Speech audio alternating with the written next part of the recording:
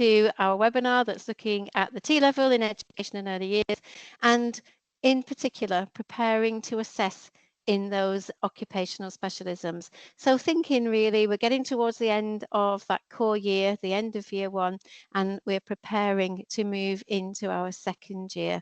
So let's do some welcome and introduction. So on the next slide, I think you can just see. So I'm Janet King, I'm the Sector Manager for Education and Early Years, and I'm joined today by my wonderful colleague, Gemma McGregor, the Provider Development Officer. So between us, everybody. Between us, we're going to talk you through what's happening in that second year as we prepare to assess in the occupational specialisms. So now that I've said hello, I'm going to turn my camera off and let's have a look. So if we think about what this session is going to cover, we've got some very broad outcomes there. So we're going to explore the structure of the occupational specialist assignments. I think it's important that we think about, what is it that we need to do? We've gone through the first year. What are we going to do? What are the expectations of our students as we move into that second year? Discover and share available resources and support. So the sort of resources that are going to be available to guide you through and the different events. And of course, we're always here. And discuss the changes to the EYE criteria for new students. So whilst we're moving into year two, and we're going to talk about students that are going over and going from year one to year two, this September, of course, you will have new students starting on the core on their first year, and the EYE criteria is going to be different in terms of the early years educator assignment 2 part 1, the competency-based criteria. So we'll just give a little bit of attention to that so that you've got what's happening in the next academic year clear in your head, but in terms of what are my second years doing?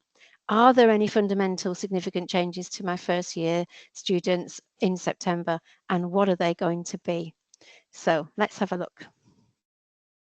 Now then, for those people who are able to use their phones, will be able to join us on Slido. Gemma, do you want to talk us through the instructions, please? Yes, perfect, Janet, thank you. So if you do have a smartphone and can scan this QR code, that would be great, and it will allow you to access a couple of polls that we've got within the session this afternoon.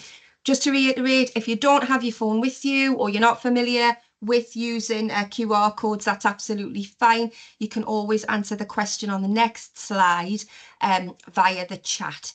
So I'll just give you a couple of seconds to scan that, and it should take you through to a Slido page on the internet. And when I start the next slide, you should be able to access the poll. Like I say, if you can't, don't worry, please pop that in the chat. But what we're asking this afternoon is, on a scale of 1 to 10, with 1 being the lowest, what's your starting confidence level in terms of the assessment of the OS year? Lovely, thank you. I'll just give it a few seconds. I'll turn my camera off while everybody does their responses. Lovely. And as I say, you can pop that in the chat as well if you need to. So we've got Claire, thank you. Thanks, Alison. Lovely. So we've got quite a broad spread there, I would say, Janet. Yeah, absolutely. And kind of that peak there in the middle, which gives us a good indication, doesn't it, of where we are. And during this webinar, we will look at this from without any bias to any of that, whether you're doing it for the first time, second, or the second time. Then hopefully you'll be able to get some information that is absolutely meaningful and relevant for you, whatever stage in this process you are. And I've also seen that there are some fantastic questions coming in the chat, so do keep those questions coming, and we'll stop and look at those questions as we go. Thanks, Janet. Moving onwards. Okay, so what's it all about, these occupational specialisms and assessment?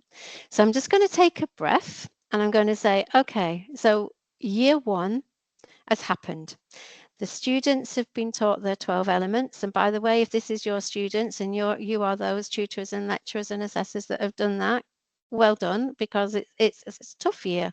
There's a lot in that core year. So 12 elements, we've taught that. We've looked at the A and B, the examinations there for paper A and paper B. And we've done the employer set project. That is typically what happens. In some cases, some of those assessments go over into the second year by choice, by provider choice. But in the main, typically, we're looking at that core as a year one, and this is based on the reflections of what's happening out there in our schools and colleges with our providers. The core has happened. What's happening in year two? One of the main things that I will say just before we get stuck into the slides is that at the beginning or towards the end, so right now towards the end of year one or very early days in year two, please ensure that your exam department are absolutely confirming the occupational specialism of choice that your students are locked into, because that's important. That will ensure that the moderators are triggered to be able to recognize that there is a provider that needs moderation moving forward into year two, and those conversations and that support can start to happen. They will provide support in terms of standardization. They'll provide support in terms of the information that they need, the samples that they are going to have to take, and when they're going to arrange to visit. And the more notice they have, the more convenience this is going to have on both parties. So if you think, okay, yeah, my exam department have registered all the learners to the T level, and they clicked the occupational specialism right at the beginning of the first year before they started, make sure they are registered for their occupational specialism. It's a separate process, and I think that's really important to note, because it will really help you with that moderation process and get you the help that you need in a timely manner. Okay, so there are 3 assignments in the occupational specialisms, and we have 2 in education and early years. We have the early years educator occupational specialism, known as the EYE, and that's probably how I'll refer to it moving forward. And we have assisting teaching, so AT. Both of these occupational specialisms have been taught together in year one in terms of that breadth and depth. And we're now taking that deeper dive to think, okay, how is all that learning that's happening in year one, how are we now contextualizing that? What's the legislation and the documentation and the real policy drives that we need to be aware of if we're going to work in this industry? So a bit of a deeper dive and a bit of a wallow really in your particular occupational specialism. So 3 assignments. And these 3 assignments allow students to demonstrate a holistic understanding of the sector, that real deep dive. An understanding of the connections between the topics covered across the performance outcomes. So as we go through, there's an appreciation that in the EYE, there are 5 performance outcomes, and in the AT, assisting teaching, we have 4 performance outcomes. The ability to integrate and apply knowledge, understanding and skills with breadth and depth. So we are now taking that from the anchor of the core year. All those 12 elements have been relevant across the sector, and we are now contextualizing that in an actual, deep and meaningful way that brings together the coherence of practice and theory. It's designed to be synoptic in a way that is as occupationally realistic as possible. Assignments might be broken down into separate tasks. There are likely to be specific conditions attached to some of these assessments. They may be supervised. There may be a window in which the assessments have got to be completed. There may be some exam conditions. They'll be graded, unlike the core exams and that they did for paper A and paper B, and that overall sort of E to A star. These are graded as pass, merit, distinction, or indeed ungraded, where a student is still to complete successfully.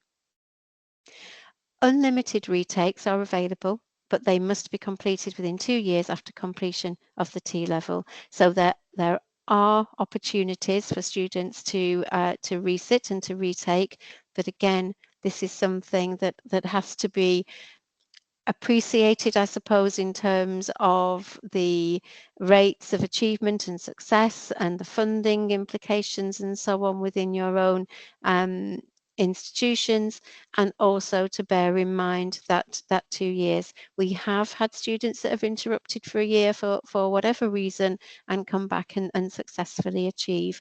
But again, changes to individual learning agreements, etc., need to be taken into consideration from your side, and we just need to know what's happening and what the individual needs are. Okay, so let's take a little bit of a deeper dive into what we're doing. Okay, so core component occupational specialisms, synoptic assessments. Let's have a look. You can see there that in the early years, what was going on in the core. We've talked about that. We have assignment 1, assignment 2, assignment 3 in both early years and assisting teaching, and you'll notice that there's more time attributed to assignment 2, for example, in the early years, and this is to do with the fact that those students are meeting the DFE EYE criteria. In each circumstance, you'll see that students are having a weighting of 50% through that practical application through assignment 2. Now, assignment 2 is something, before we go on to general competencies, I just want to think about assignment 2 a little bit, because assignment 2 is something that is so important in terms of how it's arranged. So for assignment 2 part 1, in the early years, even though we're talking about something that's happening in year 2, when we think about occupational specialisms, your students on the EYE specialism will have been well, all students may well be in their placements, and it does them a world of good, and it's fantastic, and you're collecting the hours, but there's 750 placement hours, I think somebody mentioned that in the chat, for the early years educator students. And in the program, over the 2-year program, assignment 2 part 1, those occupationally competent criteria need to be dragged forward into year 1 and started as soon as possible. Really important that we appreciate the strength and the requirements, if you like, of assignment 2, especially that competency-based criteria. So observing your students and looking, making notes of observations and holding professional discussions and keeping that audit trail is something that can happen in year 1 and will really help the students to show their competence over time.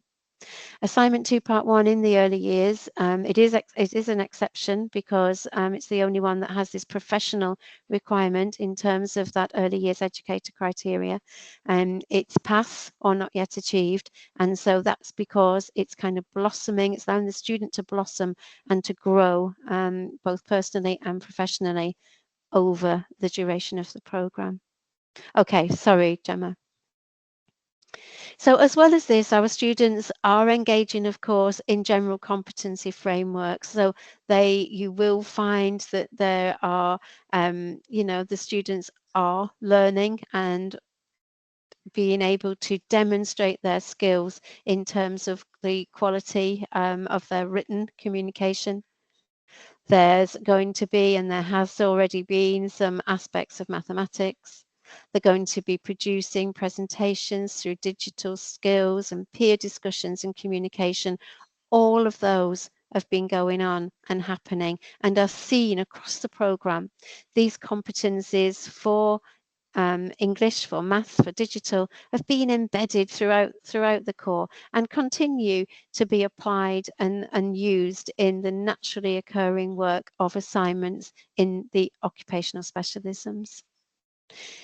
Is there anything, Gemma, that you'd like to add about the general competency framework at this point? I don't think so, Janet, other than to say that these things, that they're happening organically as you're going through in year one, and it's really just an extension in year two to continue on with making sure that these skills are being embedded in your teaching and learning. You know, they're going to have to be taken part in professional discussions, for example, as part of assignment 2. So keep up those practice discussions, maybe looking at changing the language and the register your students use in order to meet the requirements of having consistent professional discussions as part of assignment 2.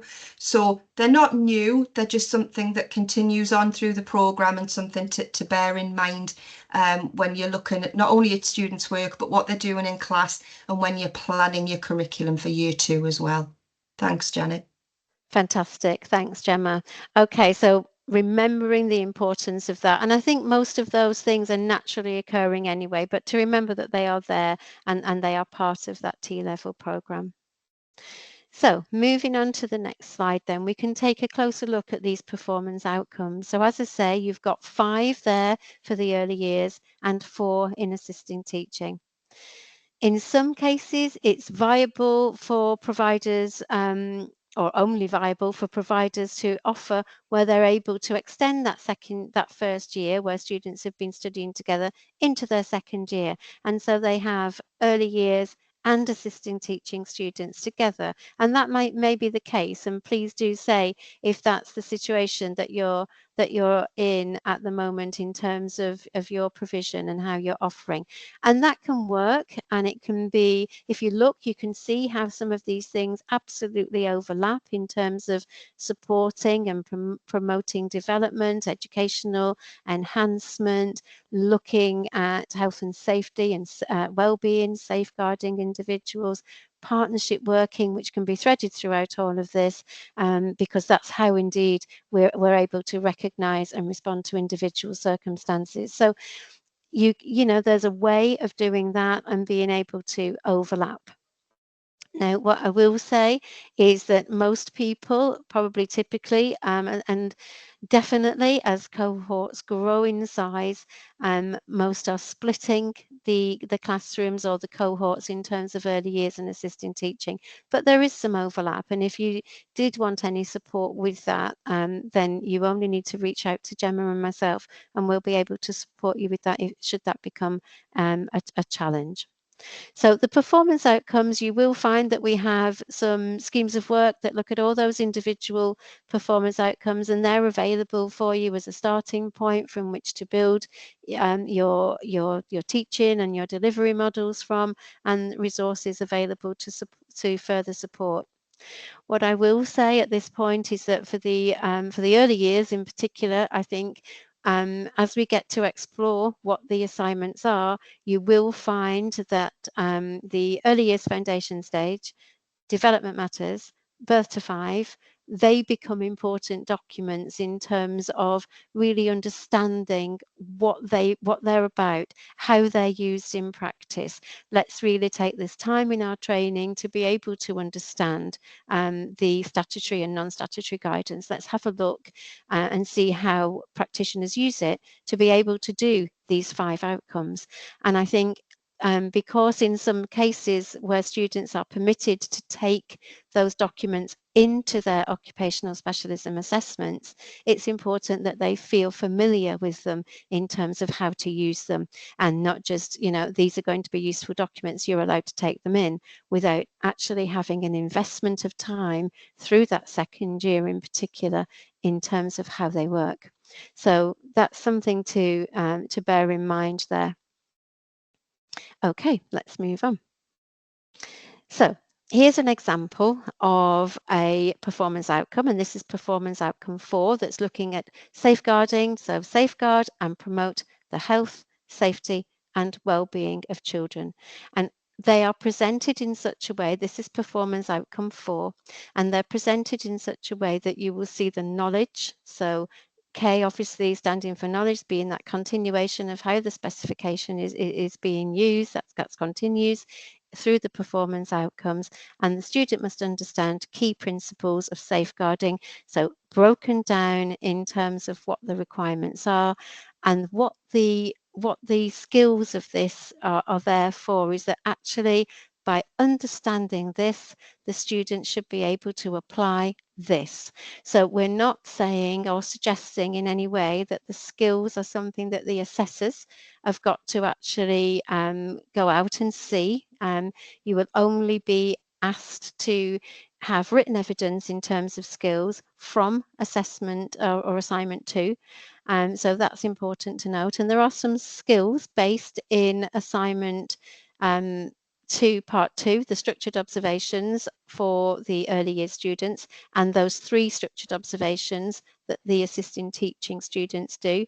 But what this is trying to tell us, and has been telling us throughout the specification, is that any skills within that column are the skills that should be underpinned by the knowledge that the students have acquired in those knowledge statements. So that's how they work. And we've talked already how the crossover is apparent between those specialisms, and safeguarding is a very good example. There may be some, there's different aspects, there's different statutory and non-statutory guidance, but the key principles are there, and they're the same. So let's do that deeper dive now then into what exactly are the students going to do? What are we teaching them through these performance outcomes to be able to demonstrate and apply? So let's take a look. So seeing them all on one page there, we've got assignment 1, and assignment 1, whether we're doing it for the early years or whether we're doing it with those assisting teaching students, is all around planning. Planning educational activities for individual needs for the early years students, planning an activity that's going to be used and something that can be differentiated typically within a classroom environment for our assisting teaching students, all around planning. And so students will be given a situation, whether that's a scenario or maybe it's a lesson plan for our assisting teaching students. And the students are thinking then about, okay, how best do I plan to meet the individual needs of the students, whether that's in an early years setting or within a classroom setting.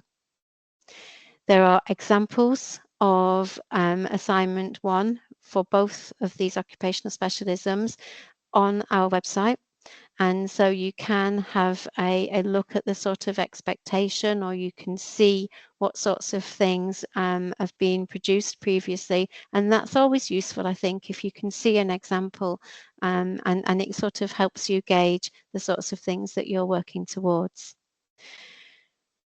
Assignment 2 we've talked about at length really, but it's significant because it's slightly different. So especially if teaching technical vocational education may be new to you, and assignment 1 and 3 will fall into a typical traditional format, and assignment 2 will stick out as being not the typical. And that's because this is your placement, this is the work experience that the students will undertake. So within early years, as I say, it's made up of 2 components.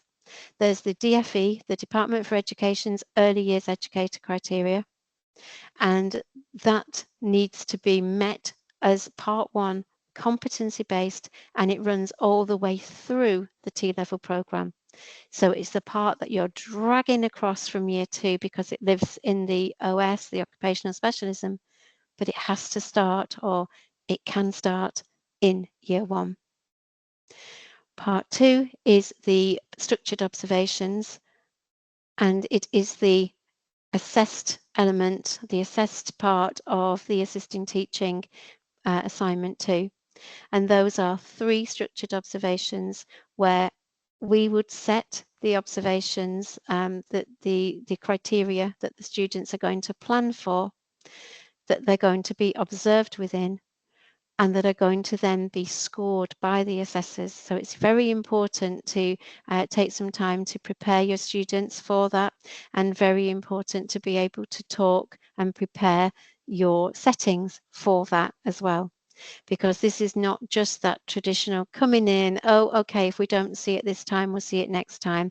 It's really important that that the settings do understand that this is something that's going to be scored. And it's wonderful for those students who really blossom in their placement opportunities. When you do when you register your students, when you lock them in to their occupational specialism towards the end of year 1 or beginning of year 2, that will trigger very quickly a moderator to be in touch with you in a very efficient way.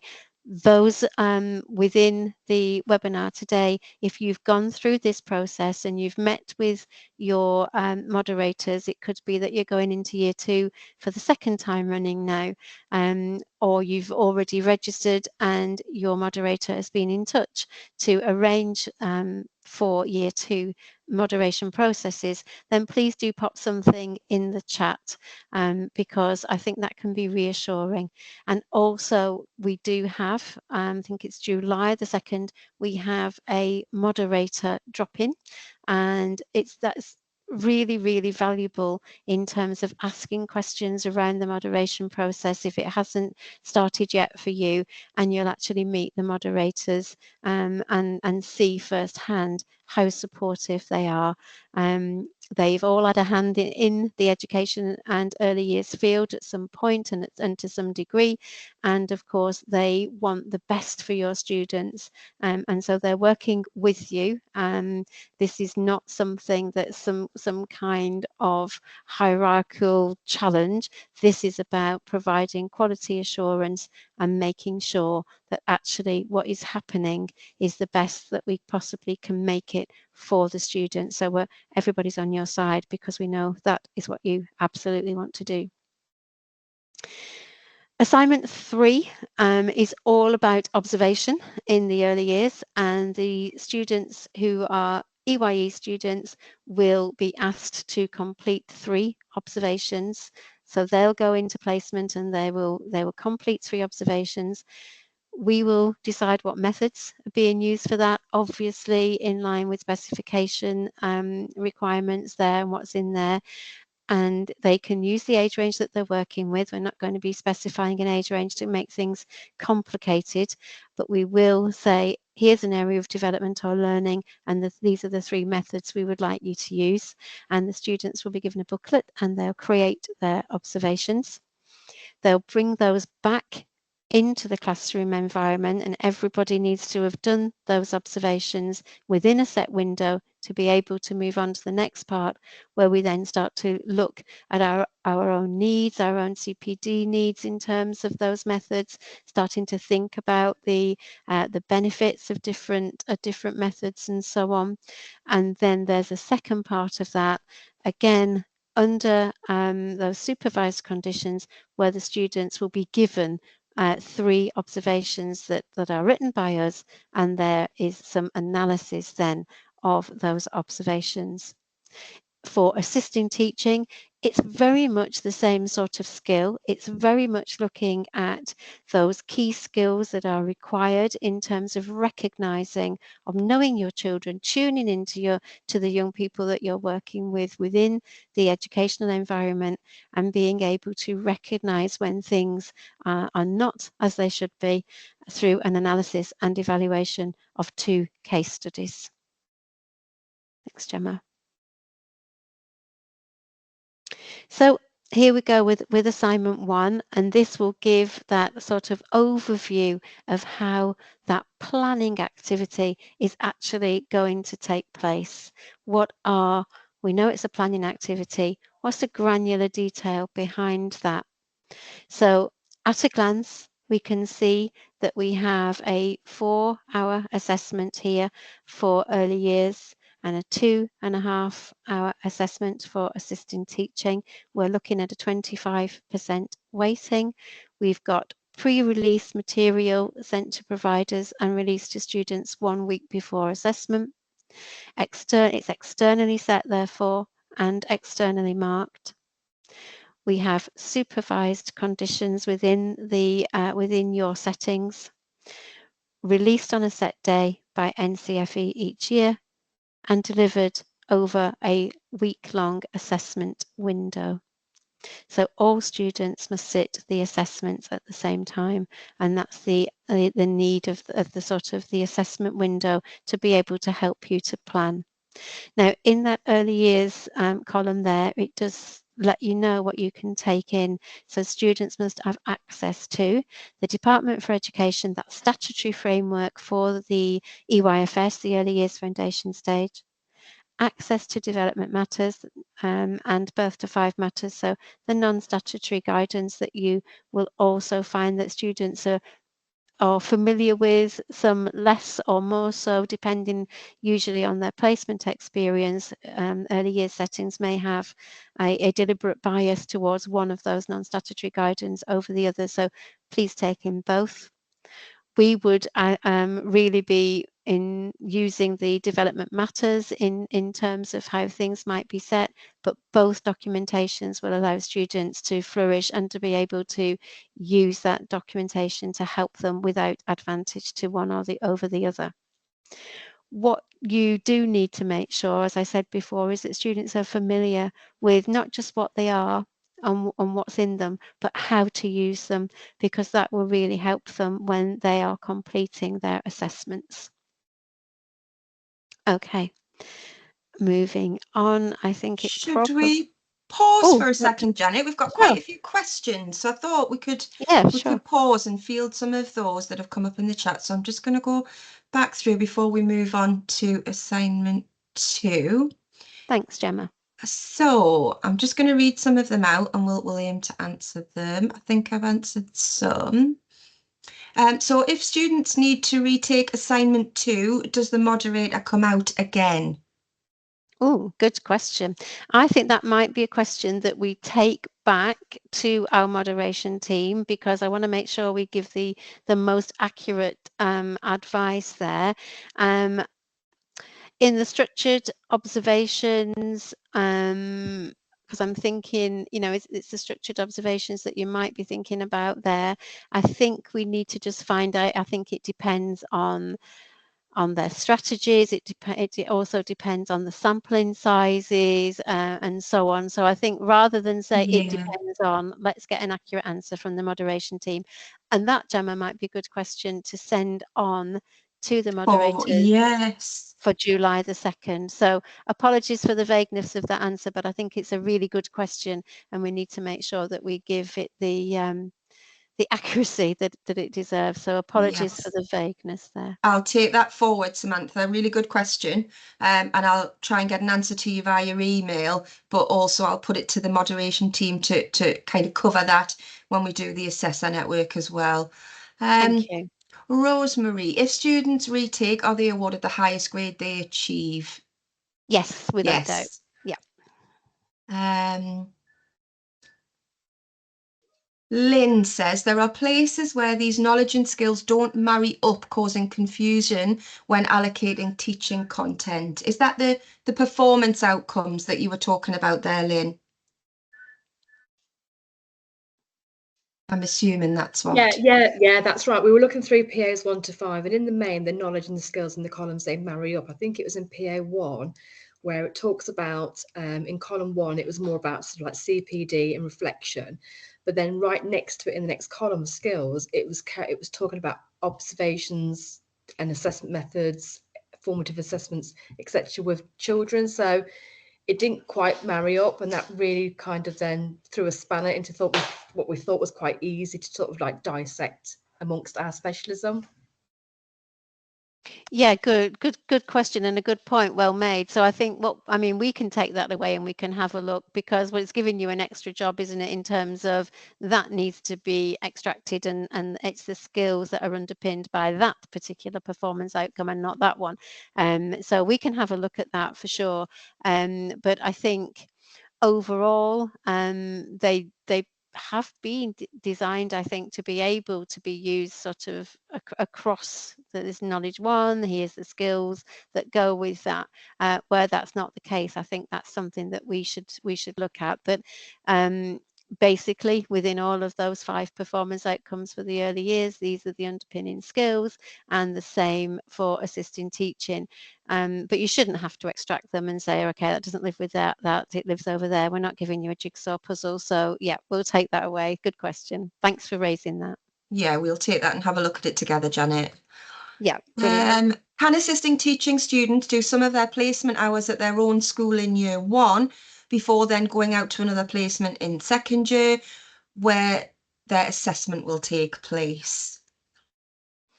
Ooh, okay. So let me make sure I've understood that one. I'm just coming to the chat. So are you saying that you've got assisting teaching students that are in, can you just repeat that for me, Gemma? Sorry. Yeah, so can assisting teaching students do some of their placement hours at their own school in year 1 before then going out to another placement in year 2 where their assessment will take place?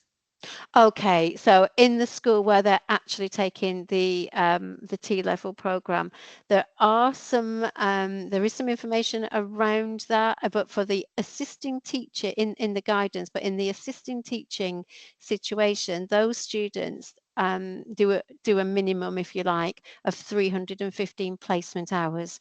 So that is something that can be achieved in year 2. So the assessment of that, as long as the assessment of that is being independent, so you are not in your own school there and you can use it for practice and prep, it can't be used for assessment. So I think that kind of falls in line what you're doing. So if there's a 315 placement hours with the assessment that's also happening then as well within that other school, just make sure they have enough time to settle, I would say, because they are going to be assessed in that different placement experience in that different school setting. So as long as they're confident and they're settled, then I would say absolutely go for it. Thanks, Janet. We'll pause questions and move on, and we'll come back to the ones that have popped in more recently in a few minutes. So we'll move on to assignment 2, if that's all right, Janet. Yeah, absolutely. So we have spent a little bit of time talking about assignment 2. So I'm not going to sort of talk at length about assignment 2 again, except to say that this is your placement. So this is the work experience.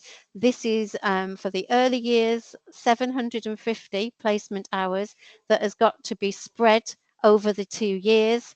And that's really important. And also assignment 2 part 1 that has got to be met in line with the EYE criteria. So you're bringing that forward.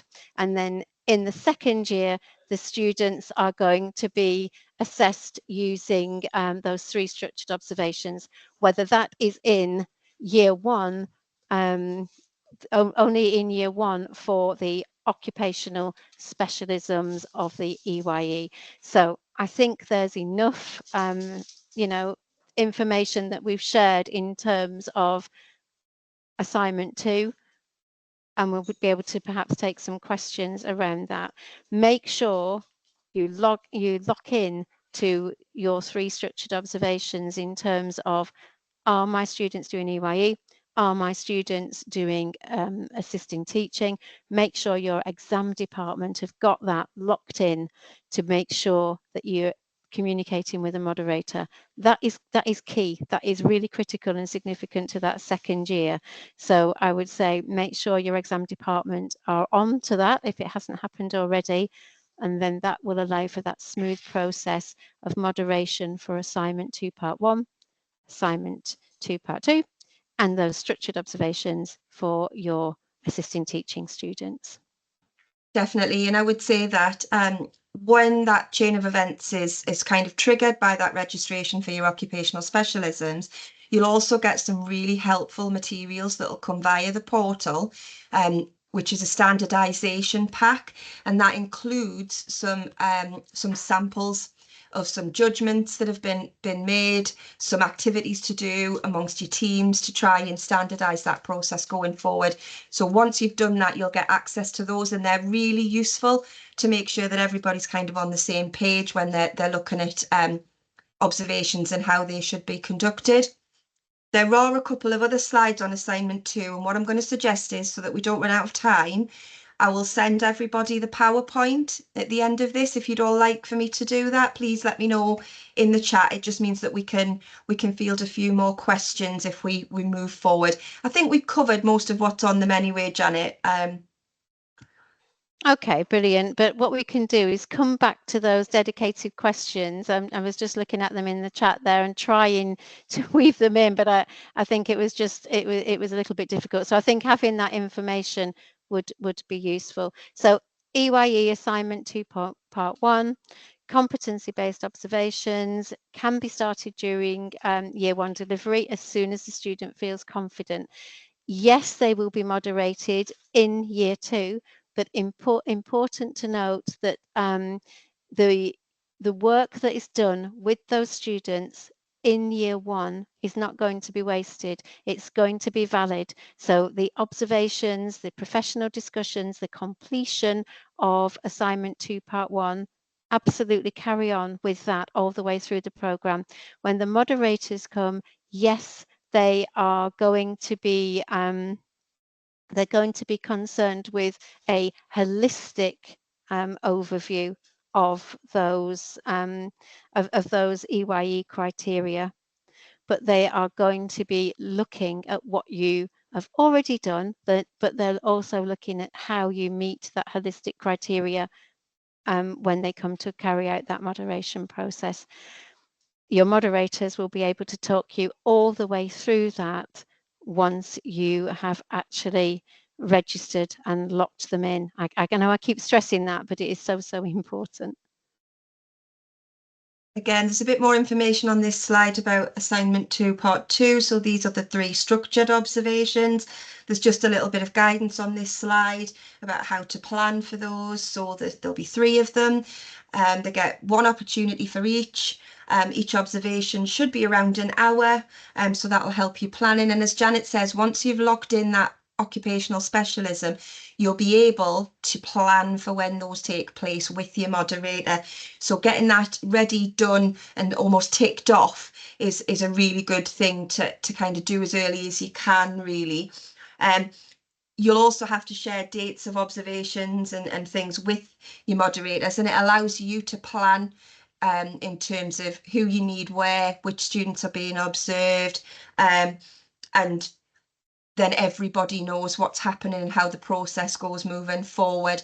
But again, I will send this PowerPoint out at the end of the session so that you've got all of this information to hand.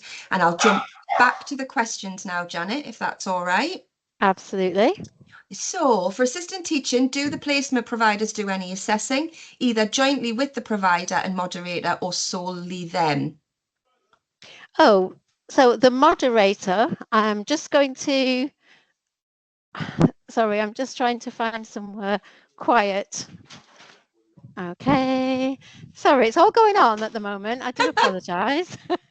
Nothing like being online for the real life scenario.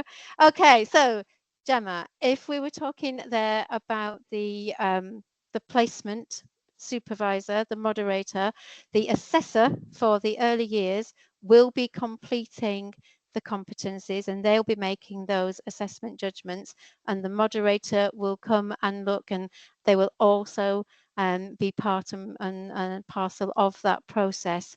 But the assessor within the provider, from the provider, will be making those assessment decisions. I hope I've captured that. Sorry. Yes, that's wonderful. I was on the move then when that question came in, so apologies. It's never a dull moment, is there? Oh dear me. So Charlene says we deliver over 2 sites. Do students need to sit at the same time, sit the assessments at the same time, I imagine, on both sites? Okay, so a good question. And I guess if we're looking there primarily at assignment 1 and assignment 3, of course, and I think wherever possible, that would be a really good thing to do. And I think where we have had providers that are across multiple sites, I would suggest that that was something that they do and they coordinate. And I think that's what typically happens. Thanks, Janet. Jill says, delivered over a week-long assessment window is misleading. The 4 hours have to be in one go, not over the week. Yes, Jill, they do have to be in one go, but there's a week window in which you can conduct that assessment. So there will be a window of a week where you can choose a time to do that, that 4-hour assessment. Good to have that clarified though, isn't it? So that people can appreciate that. So thank you. How many placements do the students need to do? Okay, so this is it's a bit of a strange one really, because for the early years educator, they can actually have as many placements as is deemed necessary for those students to engage with the DFE EYE criteria. So that's important to note. Now, so that could be one, because actually we may be in a daycare setting and we may be able to engage with all of the criteria across those age ranges within one setting. It could alternatively mean that the student is going to more than 2, because we read in a lot of documentations that there is a maximum of 2 placements. The early years educator students can have more than 2 placements. I want to make that clear. In the assisting teaching students will typically be using those 2 placement opportunities, but the early years can access as many as is deemed necessary to be able to practice across those age ranges. If your students are happy within one setting and they're able to see that wide range like a day nursery, then I would say let's hone in those skills and let's refine them. If your student's in a reception class, because that is where they find that's their niche and they're following the early years foundation stage, so absolutely okay. But I would suggest that they do take that leap of faith and have some experience working with younger children as well, perhaps in a daycare setting, for example. Thanks, Janet. We'll move on with the slides for a little bit and then we'll come back to some more questions, if that's all right. Thank you. Okay, so when you're looking at assignment 2, part 1 in the early years, this is what the competencies will tend to look like. So I know that Gemma has said she's going to send that documentation, and I think that's probably the best thing to be able to digest this in terms of the early years criteria, what we are expecting the students to be able to do, some examples of what you're looking for in terms of the assessor making those competency judgments, and then some comments around how that has been met. So you're justifying those comments as well. And you can see the link on the slide there as well that will take you to those competency-based criteria.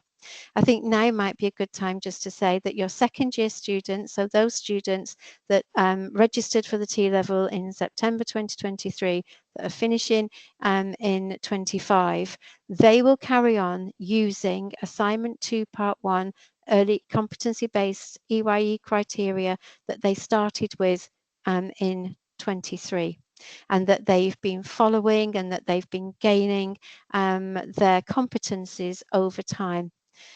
In September 24, the new EYE criteria will be introduced by the Department for Education, and it will be implemented through a new assignment 2 part 1 for the first year students. So it's only applicable to those students when they register this year in September 24. When you look at that, you will note that there are more competencies that have been introduced, but they've been broken down. So it's almost a step or scaffolded approach to the existing, but they have been arranged in themes and sub-themes. Again, on the 2nd of July and subsequently on the 8th of July, there will be a dedicated slot to be able to talk about the new EYE criteria. And so assessors in particular are going to find that really useful in terms of what's happening for first year students when they go into their placements and what are the new requirements. Thanks, Janet. So yes, I will get those documents sent out to you in a follow-up email. So I'll get the new criteria sent out so that you can spend some time having a look at that. And as Janet says, sometimes it's best to just have it in front of you and be able to have a look and see how it applies, especially if you've already done one run through of second year already, so you can know any changes sort of moving forward. But there's a short overview slide here that, as I say, you'll get when I send the presentation out, but it does say that it only affects students beginning in year 1 in September this year. And there is a recording on our YouTube playlist as well, where Janet shares some insights around those new criteria, and there'll be further events sort of coming up to follow up for that as well.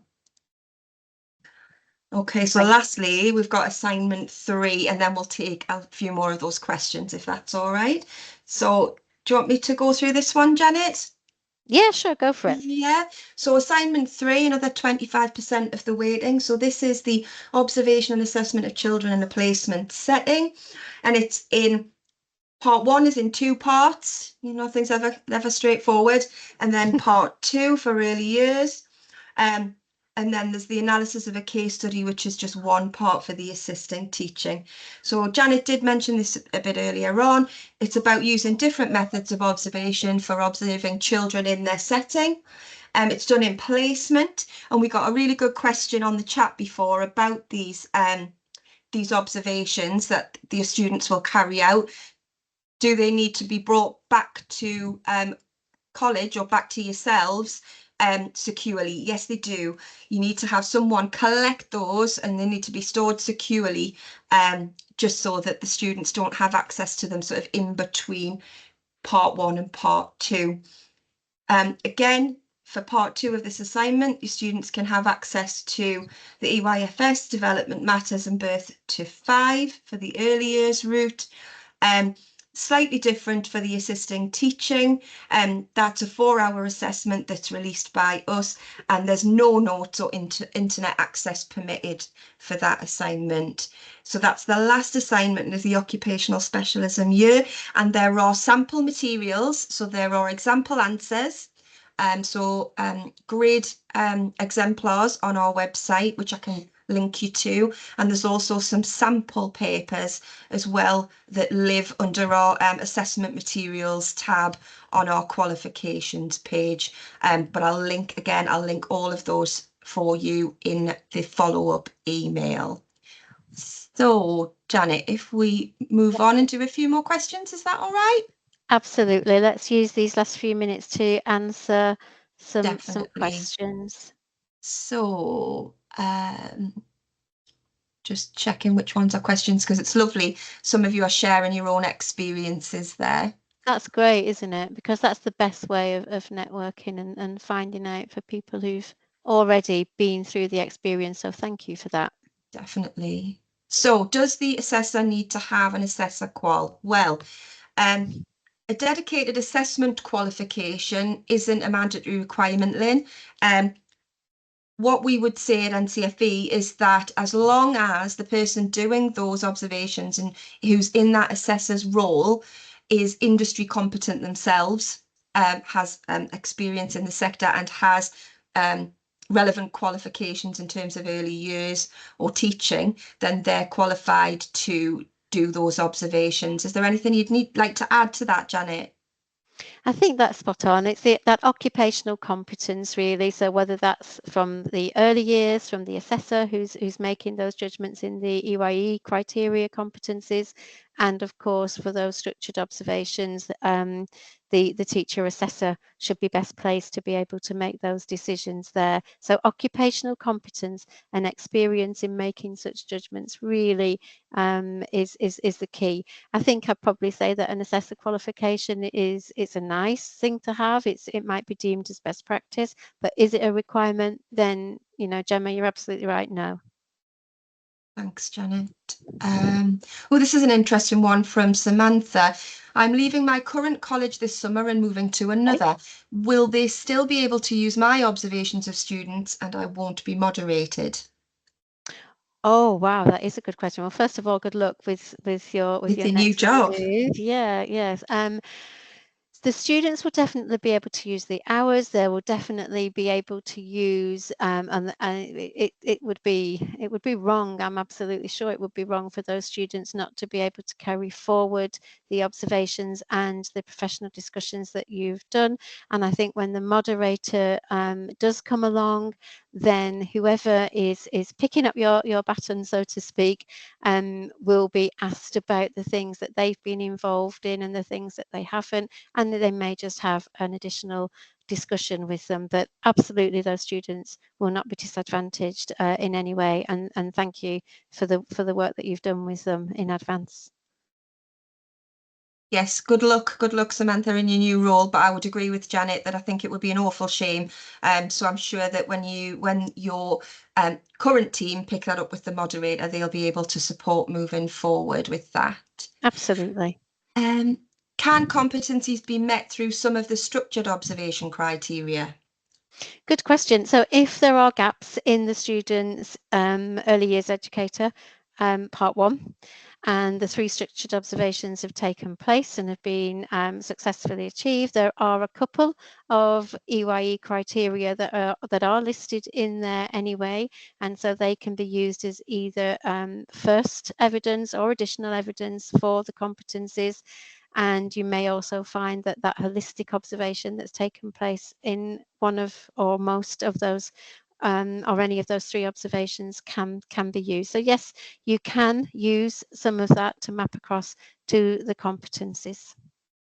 That was a long-winded answer, sorry. Thanks, Janet. No, it made perfect sense to me.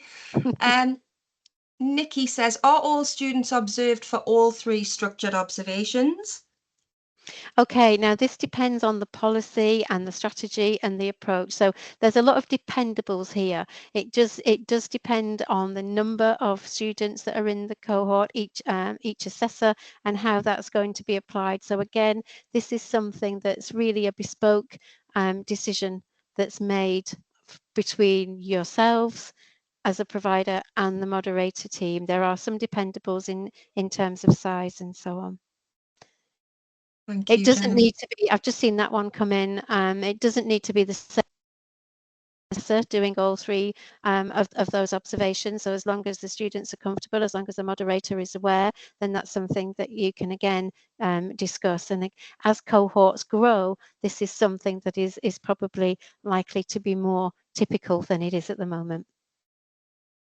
Lovely. Alison says, can I register students for year 2 now? As our assessor is about to start maternity leave? Absolutely. Yes, please do. You can indeed, please do. And good luck with that as well. Yes, definitely. Nikki, do the justifications need to be the 9 examples in the paperwork, or do you do a justification for every observation? You'll do justifications for the criteria as they appear within the framework of the documentation, but you'll probably just be wrapping up your individual observations against that criteria as you see them. So I would just say, if you've observed in part 1 and you're thinking about the criteria that's aligned to and how it meets, then you're going to be almost giving your feedback as you go. So using that as somewhere where you can just put your justifications and your feedback within that document as you hit the different criteria. Thanks, Janet. Rosemary, how do we record these? Which paperwork do we use? I'll send it to you, Rosemary, so I will add that into the follow-up email so that you've got access to that. And again, once you've registered for the 2nd year, that OS is locked in, then you'll get some examples of how that kind of needs to look in that standardization pack, so that you can use that as a team as kind of a bit of a scaffolding approach really to support you moving forward. I've just spotted a comment there as well that they take ages. Yes, they do take some time. I'm going to say that it does get easier as you work through doing them once you've done them more than once. And I'll also link in the email as well to, which I haven't showed on the slides this afternoon because we've had some great questions. We've got a best practice network recording on our YouTube playlist that We had a conversation with a Wave 1 provider where she shares some really good tips about how to conduct those observations and kind of how to streamline that process and what she's learned from doing it the first time round up to doing them now. And she'll have done a few run throughs, so she gives some really good tips. So I'll share the link for that. Let's have a look. Any more questions? I'm just looking through the questions. I hope I haven't missed any. If I have, please do pop them in an email to me or to Janet after today. There was quite a lot, and I'm always conscious that I don't want to miss anyone. No, and what I will say is that a lot of these questions are around assignment 2, and there will be a dedicated session. So there's a speaker slot on July the 2nd and also on the 8th of July. So where we will be having that focused approach that's just looking at that EYE criteria. So I think that would be really useful. I'm just looking at Rosemary's referring to the competencies met and structured observation for part 2. Okay, so Rosemary, did that help in terms of, yes, if there are still gaps in the EYE competencies, that you can use what you see in those structured to be able to produce some evidence? Did that make I hope that was what you wanted. If not, let us know in the chat, and we can always get back in touch. Definitely. And Lynn, sorry if I've missed that one. Have I written this down right? So assignment 3 part 1 must be achieved before learners can move on to the reflection part. Yes, so all the students must have done those 3 observations to be able to come back in that supervised condition to be able to then reflect on the methods that they've used and their own learning needs. Absolutely. Thank you, Janet. Yes, so Rosemary says, yes, that helped a lot. Thanks. Just need to know which paperwork to use. Hopefully, you know, I can get an email sent out and it'll demystify it. That way you can all have a look. And if any questions do arise from you having a look at any of that paperwork, please do reach out to Janet or I. If, you know, we can't answer, we've kind of got links to those that can. So we can always find an answer for you, and we'd be happy to do that. Also, if anybody wants to book a consultation call, please do. I'll put the link to book those in the follow-up as well, and the link to our events page for things that are sort of coming up moving forward. We'd love to see you at anything else that we're putting on between sort of now and close of play. I know it's crazy busy for everybody at the moment, but we'd like to see you. If you can't come, don't worry, they will appear on the YouTube playlist after the event. They're all recorded. So lastly, obviously, if you've got any last few questions, please do pop them in the chat. But you can see on the screen there now, that's our sort of provider development team email address. If you want to get in touch with us via that, you can also contact Janet or I individually. And the link below is for the upcoming events. And I've also got another QR code on the screen there. We'd just love it if you could give us a few seconds to do an evaluation of the session, and it'll also trigger me to make sure that anyone who's completed that wants those follow-up documents. As always, it just helps us future plan and make sure that you're getting the support you need going forward.